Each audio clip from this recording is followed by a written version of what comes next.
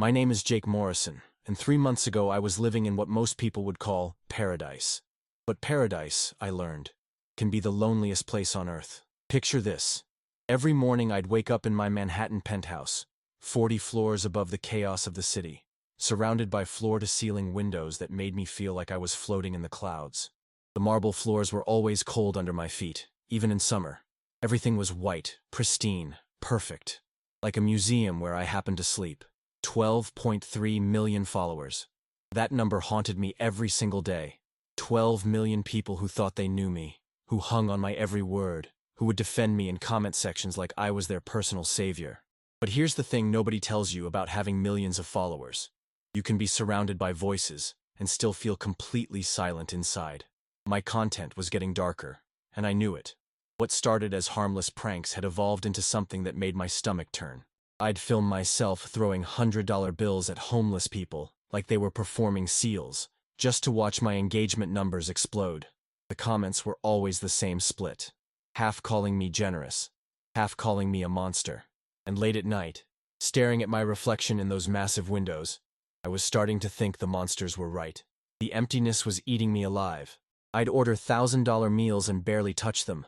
I'd buy designer clothes that hung in my closet with tags still attached. I had everything money could buy, but I couldn't remember the last time I'd felt genuinely happy. Or genuinely anything, really. My manager Rick would come by every Tuesday with new sponsorship deals, new collaboration offers, new ways to monetize my misery. He'd sit in my leather chair that cost more than most people's cars, chomping on overpriced sushi, talking about engagement rates and brand partnerships like we were discussing the weather.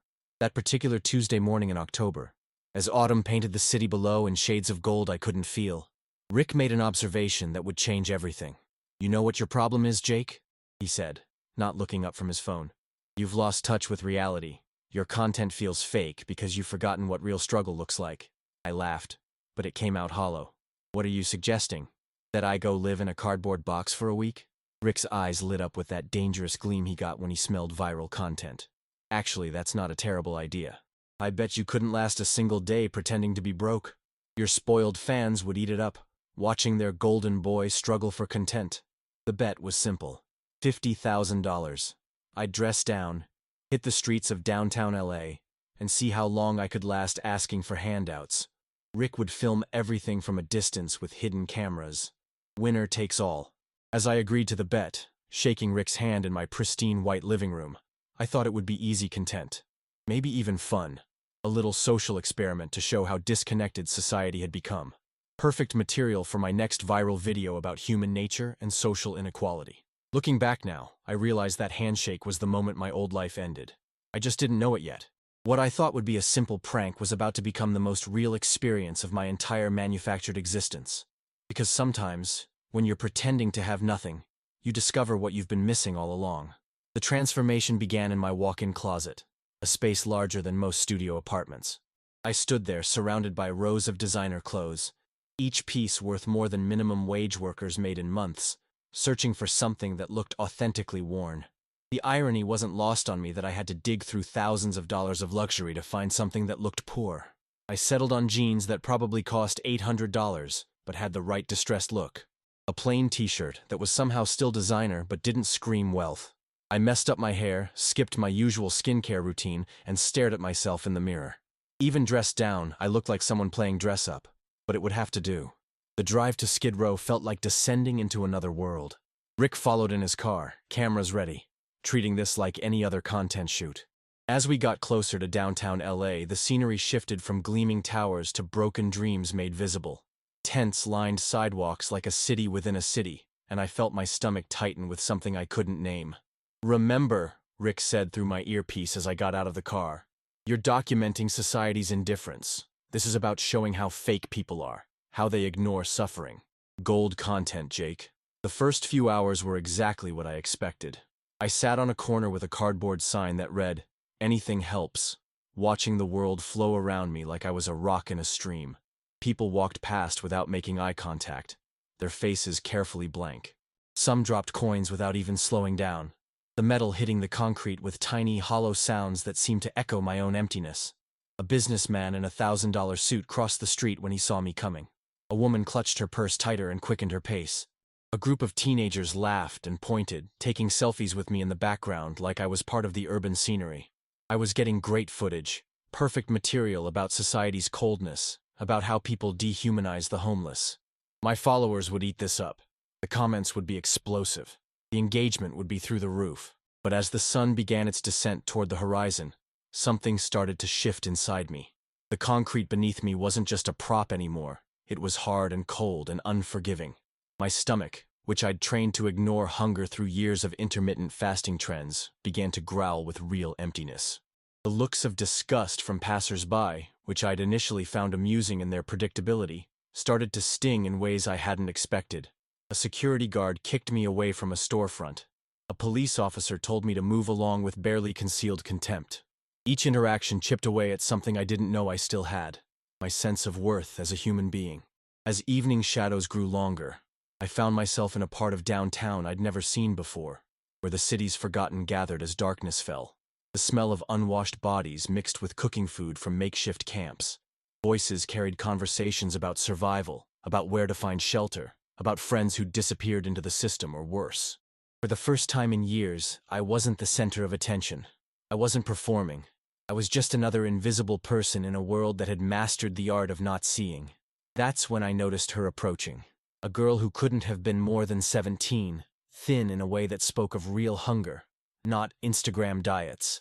Her clothes had seen better years, maybe better decades. She carried a backpack that looked like it held everything she owned, which probably wasn't much. But her eyes, God, her eyes were different from everyone else who'd looked at me that day. They weren't filled with pity or disgust or the careful blankness of avoidance. They were looking at me like she could see something I'd forgotten existed. Something real. She sat down beside me on the cold concrete without invitation, without hesitation, like we were old friends meeting for coffee instead of strangers on a sidewalk that smelled of desperation and broken dreams. "You're new to this," she said. Not a question. A simple statement delivered with the quiet confidence of someone who'd learned to read people's stories in their posture, their eyes, the way they held their cardboard signs. I almost broke character right there. Almost told her about the cameras hidden in Rick's car across the street, about the bet, about the penthouse waiting for me 40 floors above a different city. But something in her voice, something gentle and knowing, made me stay quiet. "I'm Maya," she said, reaching into her worn backpack. The zipper caught halfway, and she had to work it carefully, like someone who knew that broken things couldn't be replaced. "And you look hungry." What she pulled out made my chest tighten in a way I hadn't felt since childhood. A small plastic container, the kind you get from a deli, cracked along one edge and held together with what looked like electrical tape. Inside was half a sandwich, probably peanut butter and jelly, wrapped in a napkin that had been used and reused until it was more memory than paper. It was probably the only food she had, and she was offering it to me, to a stranger, to someone she thought had nothing. "May I have your leftovers, sir?" The line I'd planned to use on restaurant customers for content died in my throat. Sitting there, watching this girl offer me what might be her only meal, those words felt like poison. I can't take your food," I whispered, my voice cracking in a way it hadn't since I was 13, and my voice was changing. She smiled then, and it was like watching the sun break through storm clouds. Genuine warmth in a world that had shown me nothing but cold shoulders and careful indifference all day. When was the last time someone had smiled at me like that? Not the practiced grins of people who wanted something from me. Not the hungry expressions of fans hoping for attention, but just pure, uncomplicated kindness. "That's exactly why you should take it," she said, pressing the container into my hands. Her fingers were thin, calloused, but warm. People who say they can't take help are usually the ones who need it most. The sandwich was simple. White bread, generic peanut butter, grape jelly that had probably come from packets saved from some fast food restaurant. But as I took that first bite, it tasted like the most expensive meal I'd ever eaten, because it came with something money couldn't buy. Sacrifice freely given. "How long have you been out here?" I asked, though part of me was afraid of the answer. 3 years, she said, like she was discussing the weather. "Since I aged out of foster care. Tried the group homes, tried the shelters, but sometimes the streets are safer than the places that are supposed to protect you." 3 years. She'd been surviving on these streets since she was 14, maybe 15. While I was complaining about which luxury car to drive, she was figuring out where to sleep safely. While I was throwing money at homeless people for content, She was living the reality I was pretending to understand. "What about family?" I asked. Maya laughed, but there was no bitterness in it. "You're looking at my family," she said, gesturing to the small community that had formed around us as darkness fell. Other young people, all carrying that same look of premature wisdom that comes from growing up too fast in a world that doesn't care. "We take care of each other," she continued. "Share food, share stories, share hope. When you have nothing, you realize that everything you actually need is right here." She pointed to her heart, then to the space between us. Connection, community, care. I felt something crack inside my chest, like ice breaking up in spring. Here I was, surrounded by more wealth than she'd see in 10 lifetimes, wealth hidden in bank accounts and investment portfolios and real estate, and she was teaching me about richness. In the distance, I caught sight of Rick making frantic gestures from his car. The wrap it up signal. Time to reveal the prank, get the viral moment, collect my $50,000, and return to my golden cage. But looking into Maya's eyes, watching her break off another piece of her sandwich to share with a kid who just walked up, I realized something that terrified me more than any comment section ever could. I didn't want this to end. If this story is hitting you where it hurts, hit that subscribe button because what happens next will shatter everything you think you know about what really matters. Drop a comment and tell me about a time someone showed you kindness when you needed it most. Let's build something real together. As I sat there sharing that simple sandwich, Maya began to talk, and her words carved themselves into parts of my soul I'd forgotten existed. She didn't talk about her pain, didn't list her struggles like a resume of suffering. Instead, she talked about hope, with the kind of certainty that only comes from finding light in the deepest darkness. "You know what I've learned living out here?" she said, watching the city lights flicker on around us like fallen stars. "Rich people think money buys happiness, but they're always the most miserable. Poor people think money will solve everything, but we're often the most grateful for what we have." She paused, looking directly at me with those eyes that seemed to see straight through every wall I'd built around myself. "But the people who've lost everything and found something real, they're the richest of all." Her words hit me like a physical blow. I thought about my penthouse, about waking up every morning surrounded by luxury and feeling nothing but emptiness, about having everything and being grateful for nothing, about followers who worshipped me and friends who only wanted what I could give them. "What's your story?" I asked, and for the first time in months, maybe years, I actually cared about the answer more than how it might play on camera. Maya told me about aging out of foster care at 18 with nothing but a garbage bag of clothes and a system that considered her an adult, despite never teaching her how to be one. About choosing the uncertainty of the streets over another group home where she'd learned that the people meant to protect her were often the most dangerous. She spoke about the community that had formed around her, kids who'd been discarded by society but had built something beautiful together. How they shared everything: food, blankets, stories, dreams, and most importantly, the belief that tomorrow could be better than today. "We have rules," she said, her voice growing stronger. "Nobody goes hungry if someone else has food. Nobody sleeps alone if there's room in the group. Nobody gives up hope, even when hope seems stupid." As she talked, other young people began to gather around us. Marcus, 19, who'd been kicked out for being gay and now protected younger kids from predators. Sarah, 17, who'd run from an abusive home and was saving every dollar for community college. Tommy, barely 16, who'd been in the system since he was 7 and still believed in fairy tale endings. Each of them had a story that would break your heart, but they told them with strength, not self-pity.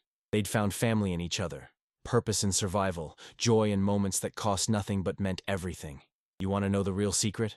Maya said, as the group settled into their evening routine, sharing food and stories and laughter that echoed off the concrete walls around us. "It's not about what you have or what you've lost. It's about what you choose to do with whatever's left." That's when I noticed Rick in the distance, camera in hand, making increasingly frantic gestures. The bet was supposed to be over hours ago. I was supposed to reveal the prank, get my viral moment, and return to my climate-controlled isolation. But sitting there, surrounded by people who had nothing but shared everything, I felt something I hadn't experienced in years. I felt real.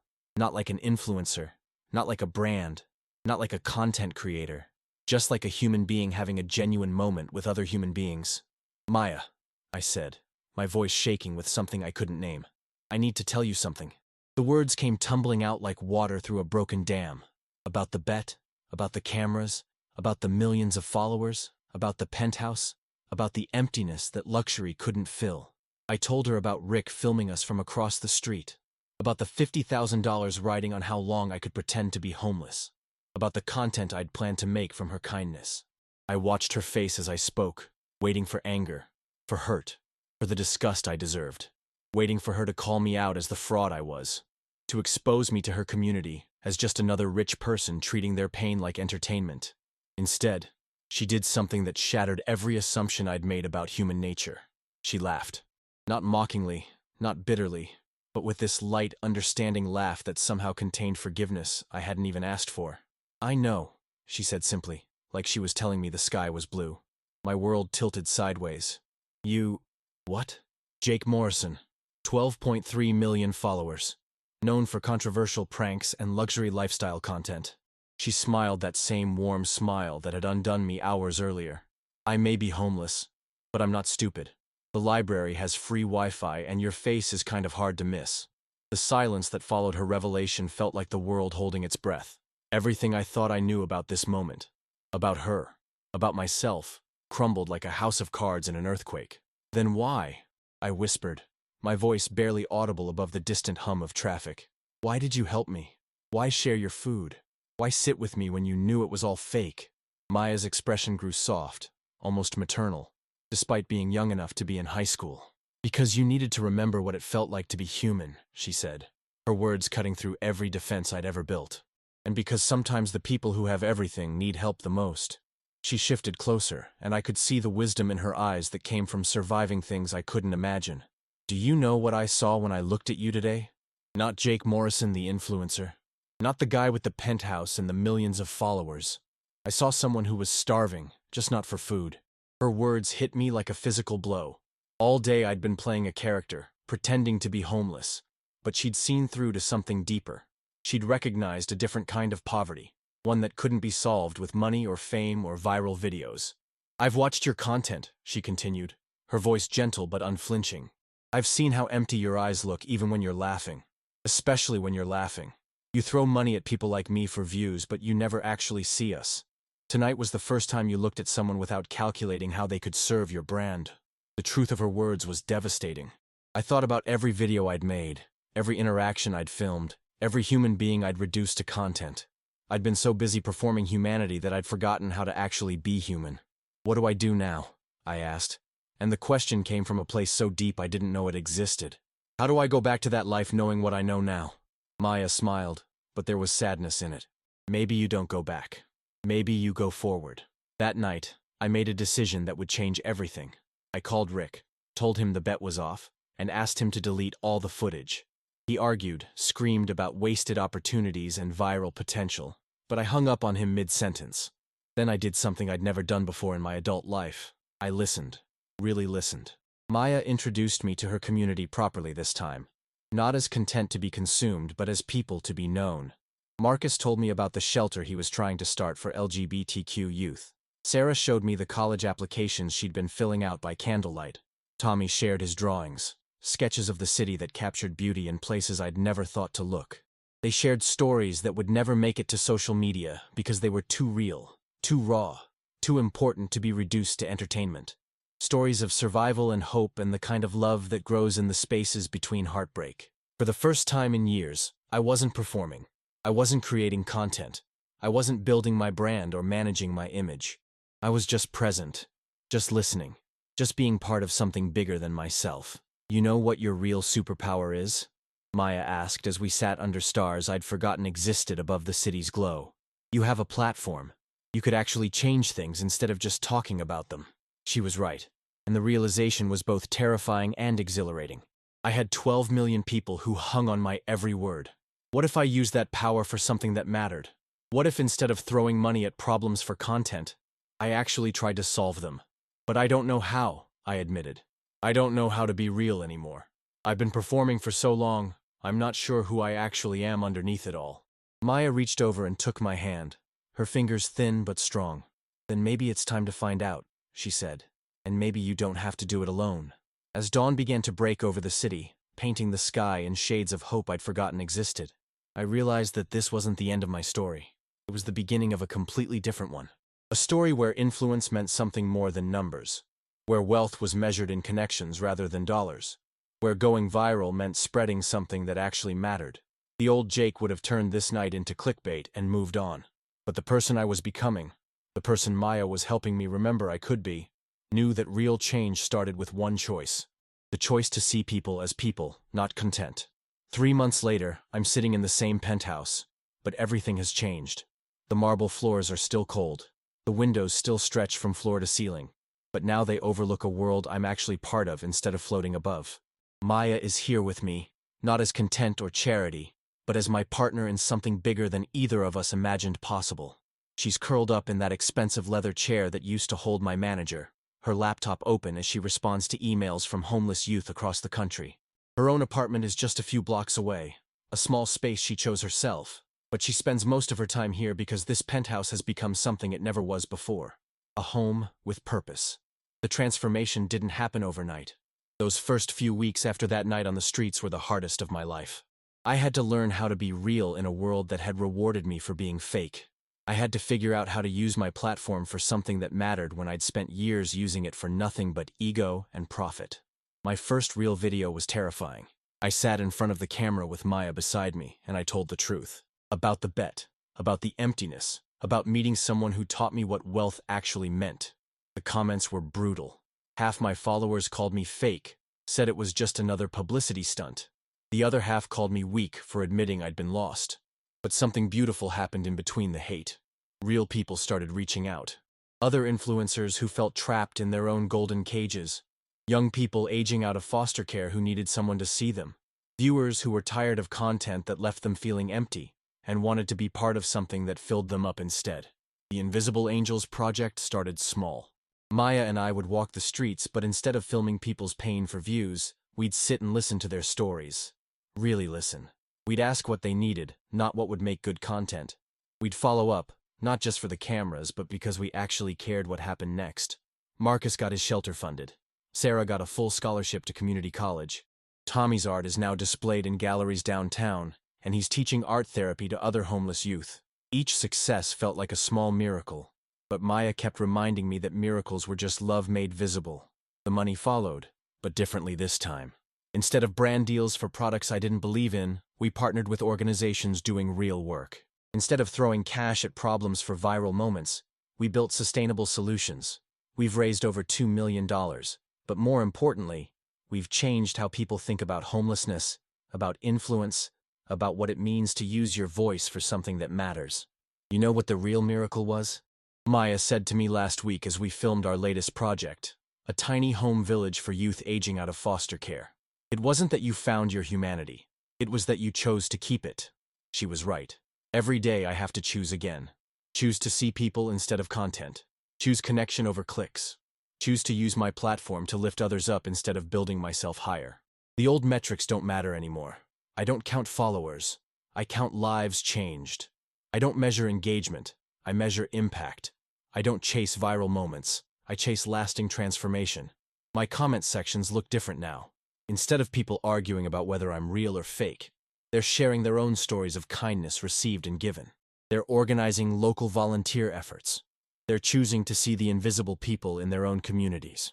Remember that first night? Maya asks, looking up from her laptop where she's reviewing applications for our mentorship program. When you asked me what my story was, I nod, remembering how that question had felt like the first real words I'd spoken in years.